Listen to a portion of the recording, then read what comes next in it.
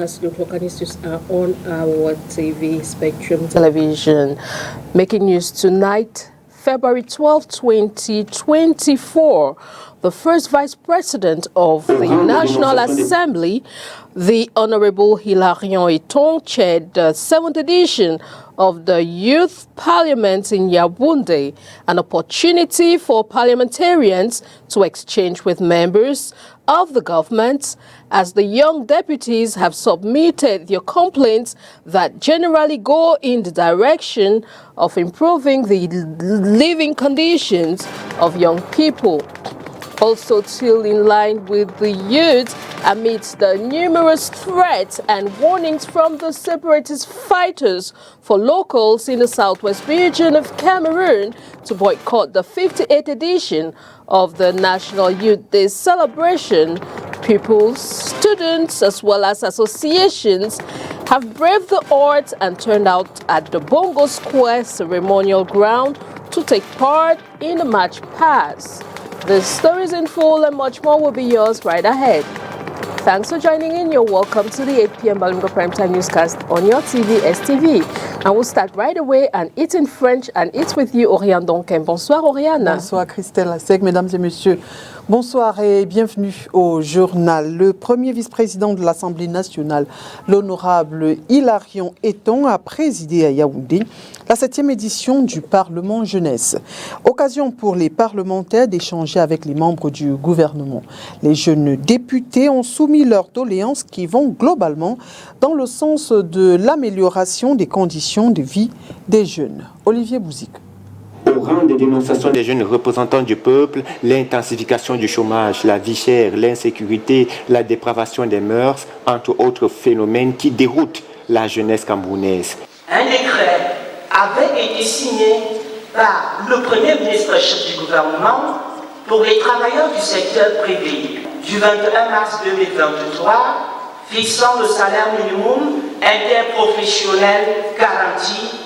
Malgré cela, les travailleurs du secteur privé se plaignent toujours du non-respect de ce décret par leurs employeurs. Le gouvernement dit avoir pris la mesure de la situation. Oui, il est attendu de vous, au sortir de cette session, que vous adoptiez de nouvelles perceptions, de nouvelles attitudes et que vous construisiez de nouveaux rapports positifs et constructifs à l'égard de la République. Pour paraphraser une sagesse bien connue, ne vous demandez pas ce que votre pays peut faire pour vous, mais demandez-vous ce que vous pouvez faire pour votre pays. Au-delà des mesures étatiques, les députés jeunes revendiquent le renforcement de l'arsenal juridique pour garantir un meilleur épanouissement des jeunes sur tous les plans. La représentation nationale compte se pencher dessus. Votre participation au processus de développement local n'est pas seulement une question de choix, c'est un impératif moral. En tant que porteur du flambeau de demain, vous disposez d'une perspective unique, d'un regard neuf et d'un réservoir illimité d'énergie et de créativité. Vos voix comptent, chers jeunes. Vos idées comptent, chers jeunes. Et vos actions comptent encore plus. Cette 7e édition du Parlement jeunesse, présidée par le premier vice-président de l'Assemblée nationale, l'honorable Hilarion Eton, se tient en marge de la Fête nationale de la jeunesse le 11 février 2024. Et quelles sont les principales revendications des jeunes députés? Que proposent-ils pour aider les jeunes Camerounais à s'autodéterminer? Élément de réponse dans ces réactions sélectionnées pour nous par Olivier Bouzik. Je suis Bélec Marie-Ange pour la région du littoral, département du Mungo, arrondissement du Konsamba 1er. Donc je participe actuellement au Parlement jeune pour l'édition 2024, la 7e promotion. Pour ce qui est de l'apport de nos jeunes pour le développement, pour la jeunesse, nous savons que notre population actuellement est composée à 65% de jeunes, c'est-à-dire la tranche d'âge de 0 à 40 ans selon les dernières statistiques. Alors il est très important d'implémenter des politiques et de faire entendre les voix des jeunes. C'est dans cette lancée-là donc que nous, nous participons au Parlement jeune et nous, dans nos différentes activités, puisque nous avons été désignés en fonction des différentes activités que nous avons eu à faire sur le terrain, nous continuerons dans cette lancée pour permettre déjà à faire en sorte qu'il y ait un rayonnement moral pour que les personnes comprennent le respect des emblèmes nationaux, le respect de notre nation, mais aussi à encourager les jeunes dans l'entrepreneuriat et ce qui rejoint directement aux thématiques de cette 58e édition de la Fête de la Jeunesse. Émile Jonathan Ngamba, député jeune du Djalobo. Nous, par exemple, dans le Sud, on a prévu former un groupe de parlementaires où, en association avec le thème, on a des programmes, que ce soit sur le plan agricole pour le développement local et sur le plan sur l'insertion socio-professionnelle, avec l'obtention par exemple de stages, de bourses de stages dans les entreprises de différentes localités, que ce soit dans le département de l'Océan, dans l'Amvila, dans le Djalobo, pour résoudre le problème d'insertion socio-professionnelle des jeunes, que ce soit sur le cadre académique, professionnel et même pré-emploi. Je pense que tout ce qui est question d'import-substitution est une solution innovante et inspirante, que ce soit pour la jeunesse, que ce soit pour l'État, parce que ça peut réduire le coût de l'importation et favoriser le développement et la consommation locale. En marge de la 58e édition de la Fête de la Jeunesse, les élèves de différents établissements de la ville de Douala se sont retrouvés au lycée d'Aqua autour d'une table ronde. Le thème « Jeunesse camerounaise et lutte contre les fléaux sociaux » tels que l'alcoolisme, la délinquance juvénile, la consommation des drogues et stupéfiants et autres grossesses précoces. Grossesse et milieu scolaire ne devraient pas aller de pair, surtout lorsqu'on sait qu'ils y sont de plus en plus jeunes. Les grossesses précoces, les enfants doivent cesser en milieu scolaire. La jeune fille doit aller à l'école et doit se concentrer sur ses études car le sexe ne fuit pas.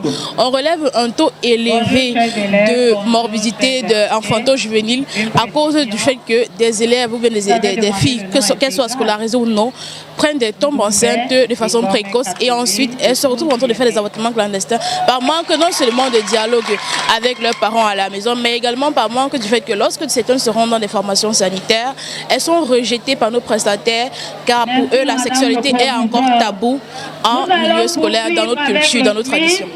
À la faveur de la 58e édition de la Fête de la Jeunesse, des jeunes ont pris le bâton de pèlerin, question de sensibiliser leurs congénères.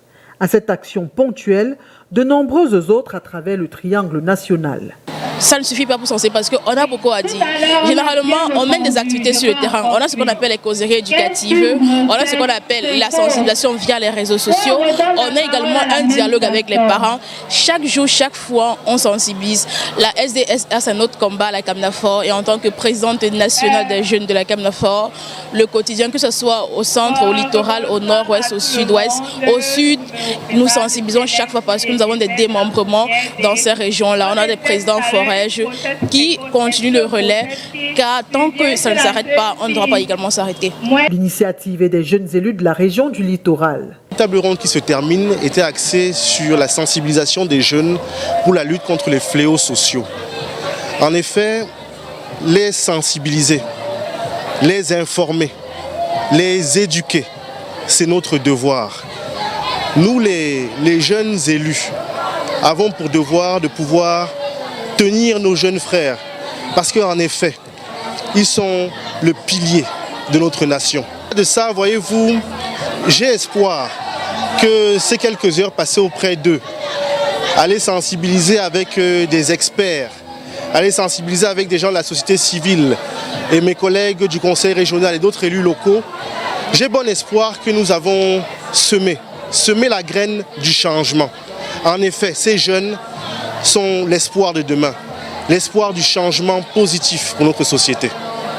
Les élèves des différents établissements du département du Vouri se sont retrouvés autour du thème « Jeunesse camerounaise et lutte contre les fléaux sociaux » tels que l'alcoolisme, la délinquance juvénile, la consommation des drogues et stupéfiants et autres grossesses précoces. Je vous propose à présent d'écouter quelques jeunes au terme de cette table ronde. Ils s'expriment au micro de Julie Pont.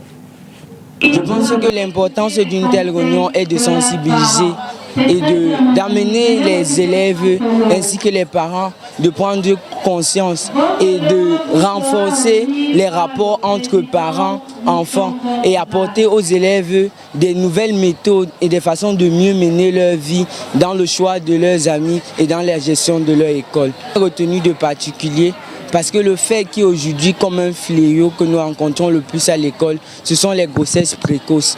J'ai compris qu'en fait, ces grossesses précoces ne sont pas toujours là du fait que les gens l'ont désiré.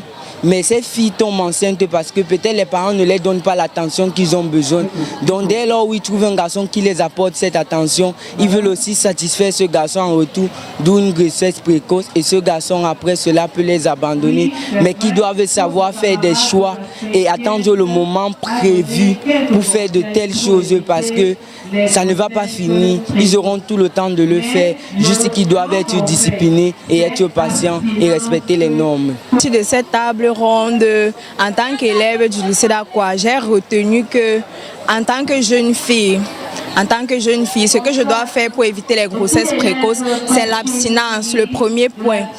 Et pour certaines filles qui sont déjà activées sexuellement, elles doivent porter les préservatifs, se protéger, afin de ne pas tomber enceinte premièrement et d'éviter aussi les maladies sexuellement transmissibles. Et aussi par rapport à la consommation des drogues stupéfiantes, j'ai retenu que je ne dois pas marcher je dois éviter la mauvaise compagnie parce que c'est à partir de la mauvaise compagnie, c'est la mauvaise compagnie qui m'amène dans des couloirs sombres. Du coup, avec l'influence des amis et tout, quand je vais les voir faire, moi aussi je vais vouloir faire. Et c'est comme ça que je vais commencer à consommer les drogues. Just like in every other region of the country, the Youth Day celebrations has been celebrated in Douala at the Place de la Beseke here in Bounonjo, with schools, associations and groups taking part in the traditional 11th February March Past Parade. More in the following report. It was a dream come true for these pupils and students who shunned fear and threats just to taste the beauty of the Youth Day celebration. The ceremony, which took place at the tarmac of Bongo Square Ceremonial Ground, witnessed a massive turnout of locals from the different corners of the city of Buea. The event started with a march past parade by primary school pupils, followed by those of secondary schools and higher institutions of learning.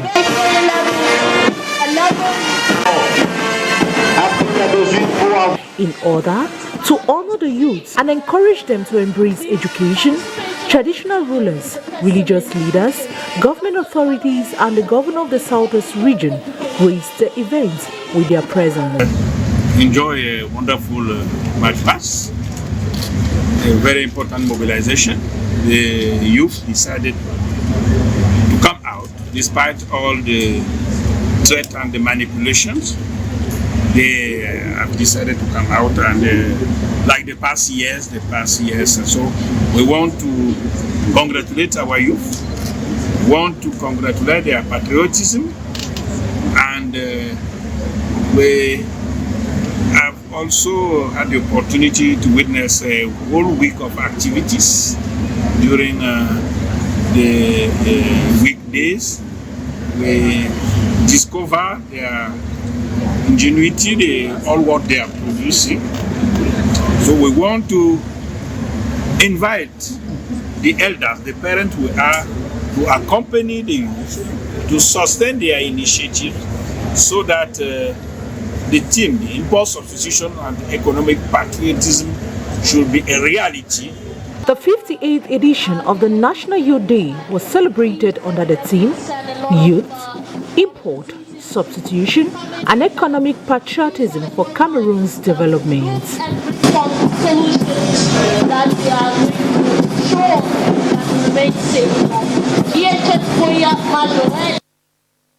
At the Bongo Square in Buea in the southwest region of Cameroon, where the locals, amidst the numerous threats and warnings from the separatist fighters to boycott this 58th edition of the National Day celebration, braved the odds and took part in the March Past celebrations. And now we come back to the littoral region of Cameroon, where the governor of the region, Samuel Iva Diboa, conducted and presided over the 58th edition of this edition of the National Youth Day celebrations in the economic capital city, Douala. It has been an impressive turnout at the Place de la Besséquer in Bononjo, Douala, economic capital city of Cameroon, as pupils, students, associations, and other groups turned out to take part in the 58th edition of the National Day celebrations in Douala, which was presided over by the governor of the littoral region, Samuel Dieudonné Diboa. It has set since yesterday night, and today we have seen that at the level of littoral region, some gifts have been offered to the youth by the government, and we are proud of what he has said. And also, he is appealing our youth to be very patriotic and to make efforts to make sure that the import substitution policy had to be implemented on the field, and also to aware the youth of going about without any aim. So he is saying that our territory today is just welcoming the foreigners that are coming to invest, while our youths are going outside. So it's not good, and I think that the head of state are just giving us the good way. In the course of this event that kick-started with the singing of the national anthem, followed by the president's traditional address to the youth on the eve of the Every Youth Day, the pupils, students, associations, and other groups marched past through the grandstand in their various uniforms with vigor and style, with some pupils brandishing placards with messages on them, while others paraded brandishing the three-color sign of the national flag in the air as a symbol of love and patriotism.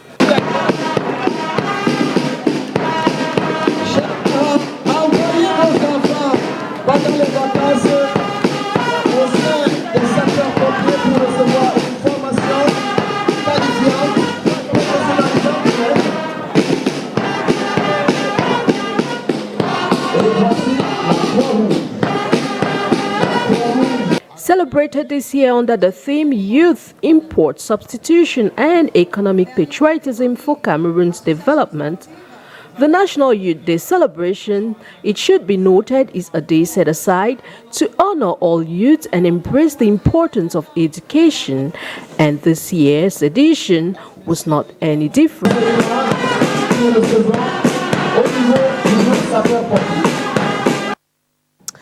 Away from our local news, we now take on our international news, where a secondary school dropout in Malawi has brought electricity to his community using what he says is a groundbreaking air-powered generation. Let's get more details of the story with our international partners, and of course, it's the Voice of America.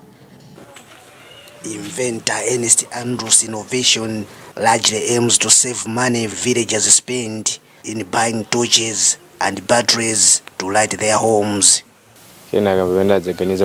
After realizing that we were facing a lot of problems without using electricity, I thought of trying to make electricity. Now here we are. The 18-year-old secondary school dropout says his generator produces 1,000 volts of electricity. He has now connected 9 houses from a self-made transformer.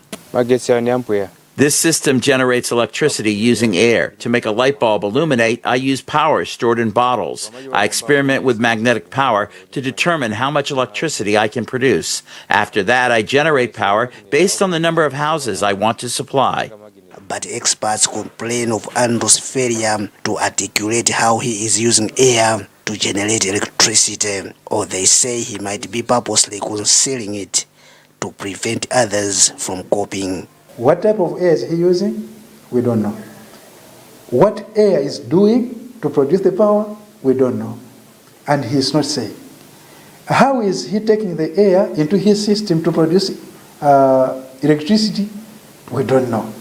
And he is not explaining. So how can we appreciate? How can we assist as engineers? Katumba said if it proved real, Andrew's innovation would be rated among the most extraordinary in the world. The innovation has convinced skeptical neighbors. I was among those who were doubting his ability to generate electricity, which we can use in our homes. But when I saw that he had managed to connect his parents' house, that's when I asked him to connect my house too. Now life is simple. The villagers use the free electricity to charge phones and plug in electric shaving machines. Andrew's mother, Evelyn Chinguo, says he dropped out of school in 2018 because of lack of school fees. I am appealing to well-wishers to assist this boy to continue with his education, like sending him back to school to improve his innovative ideas, because the knowledge he is using now is inborn. Minister of Energy Ibrahim Matola recently expressed appreciation of the invention. Such innovations can make us achieve access to electricity. But not only access, affordability, sustainability. Authorities in Lower District donated training, electric wires, protective wear, and a gadget for measuring electricity voltage. One thing that we're going to do as a district to make sure that whatever he's doing when he is working on the appliances is safe. The Malawi government has organized a group of experts and identify areas to assist. In the meantime, Andrew is working to connect the entire village and fulfill the government's request to illuminate the nearby public primary school. Lamek Masina, VOA News, Lower District, Malawi.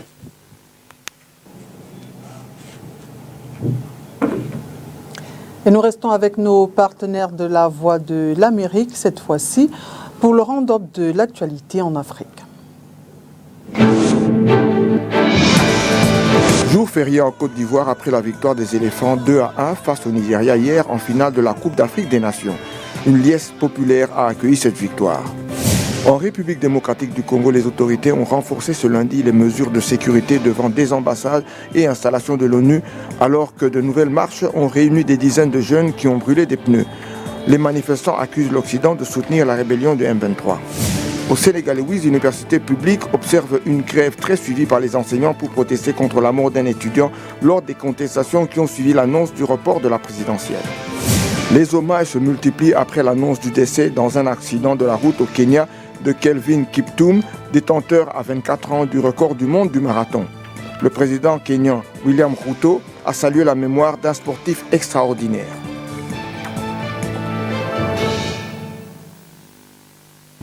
Exit la Coupe d'Afrique des Nations Côte d'Ivoire 2023. La compétition s'est achevée hier dimanche à Abidjan par le sacre du pays organisateur. Le Cameroun, pour sa part, avait été éliminé au stade des huitièmes de finale. Un parcours jugé décevant par le président de la République, comme vous pouvez le constater dans cet extrait de son discours à la jeunesse. C'était le 10 février dernier. Moi, vous avez été certainement déçus par l'élimination précoce de nos lions indomptables lors de la Coupe d'Afrique des Nations qui se joue actuellement en Côte d'Ivoire. Je vous félicite d'être resté digne dans la défaite, comme vous l'avez été tant de fois par le passé dans la victoire. Je puis vous assurer que nous reprendrons le combat et que nous vaincrons encore. Après tout, comme vous le dites si bien, dans une formule dont vous seul avez le secret, nous sommes le continent. La victoire n'est toutefois pas le fait du hasard. Elle exige certes du talent, mais aussi du courage, de la discipline, de l'organisation et un travail acharné.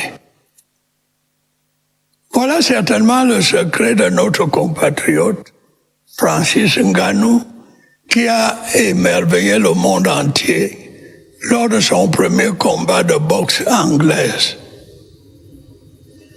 Je sais l'importance que vous accordez au football. L'État, dans le contexte difficile qui est le nôtre, consent de lourds sacrifices financiers à cet égard. Il est donc en droit d'exiger une meilleure organisation et de meilleurs résultats. Nous allons y veiller.